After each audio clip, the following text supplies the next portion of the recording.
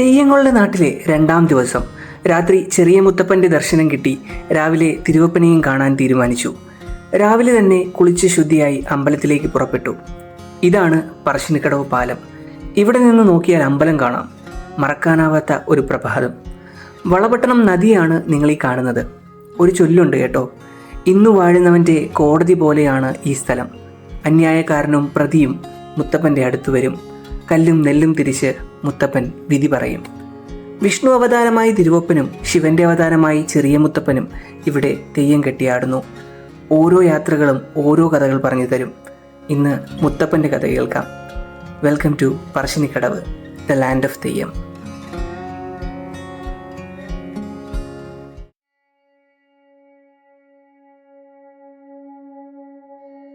തികഞ്ഞ ശിവഭക്തയായ പാടിക്കുറ്റിയമ്മയ്ക്കും അയ്യങ്കര വാഴുന്നവർക്കും മക്കളില്ലാത്ത ദുഃഖം കൊണ്ട് വഴിപാടുകൾ പലതും നടത്തി പ്രാർത്ഥിച്ചു. അവസാനം ശിവന്റെ അനുഗ്രഹത്താൽ അവർക്കൊരു കുഞ്ഞിനെ കിട്ടുന്നു. അതാണ് മുത്തപ്പൻ. ബാല്യം മുതൽക്ക് തന്നെ വിചിത്രമായ രീതികളായിരുന്നു മുത്തപ്പൻ്റേത്. ഇല്ലത്തെ രീതികൾക്കനുസരിച്ചിട്ടുള്ള ജീവിതമായിരുന്നില്ല മുത്തപ്പൻ്റേത്.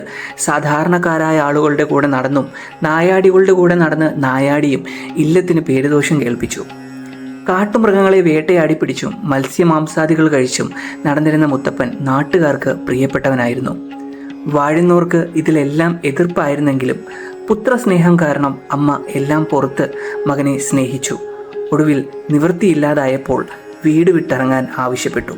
അപ്പോൾ മുത്തപ്പൻ കാലഭൈരവന്റെ രൂപത്തിലുള്ള തൻ്റെ ഉഗ്രമായ വിശ്വരൂപം കാട്ടിക്കൊടുക്കുകയും അവതാര ഉദ്ദേശം വെളിപ്പെടുത്തുകയും ചെയ്തു.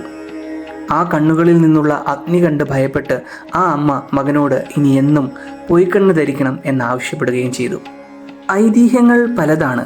വിഷ്ണു അവതാരമായ വല്യമുത്തപ്പനും ശിവന്റെ അവതാരമായ ചെറിയ മുത്തപ്പനും തെയ്യക്കോലം കെട്ടിയാടുമ്പോൾ നിരവധി ഭക്തരാണ് അവരുടെ വിഷമങ്ങൾ പറയാനും വരം ചോദിക്കാനും ഇവിടെ വരുന്നത്.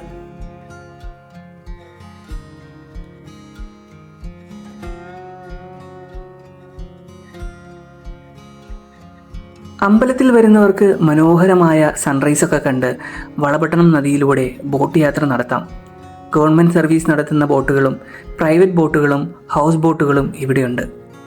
ബോട്ട് യാത്ര നടത്തണം എന്ന ആഗ്രഹമുണ്ടായെങ്കിലും സമയപരിമിതി കാരണം ഒഴിവാക്കി. വളപട്ടണം പുഴ ഉത്ഭവിക്കുന്നത് കർണാടകത്തിലെ കുടക് ജില്ലയിലെ ബ്രഹ്മഗിരി കട്ട് റിസർവ് ഫോറസ്റ്റിലാണ്. പിന്നീട് കുപ്പം പുഴയുമായി യോജിച്ച് അവസാനം അറബിക്കടലിൽ പതിക്കുന്നു.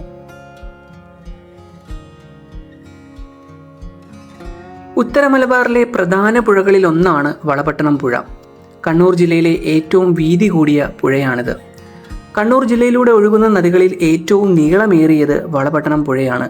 കേരളത്തിലെ ഏറ്റവും നീളമേറിയ 10ാമത്തെ പുഴയും വെള്ളത്തിൻ്റെ അളവിൽ കേരളത്തിലെ 4ാമത്തെ വലിയ പുഴയും ഇതാണ്.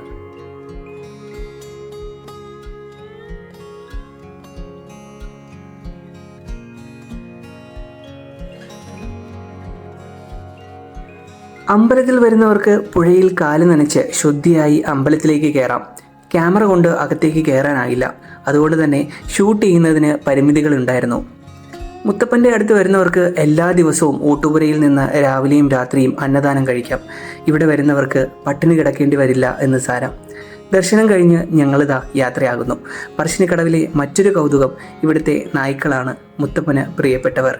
അവരുടെ സ്നേഹം എടുത്തു പറയേണ്ടത് തന്നെയാണ്. എൻ്റെ യാത്രകളിൽ മറക്കാനാവാത്ത ഒരു യാത്ര കൂടി. പറശ്ശിനിക്കടവിലെ വിശേഷങ്ങൾ ഇവിടെ അവസാനിക്കുന്നു. വീഡിയോ ഇഷ്ടപ്പെട്ടാൽ ഒന്ന് സബ്സ്ക്രൈബ് ചെയ്ത് സപ്പോർട്ട് ചെയ്യുക. അപ്പോൾ അടുത്ത വീഡിയോയിൽ കാണാം. അതുവരേക്കും ബൈ.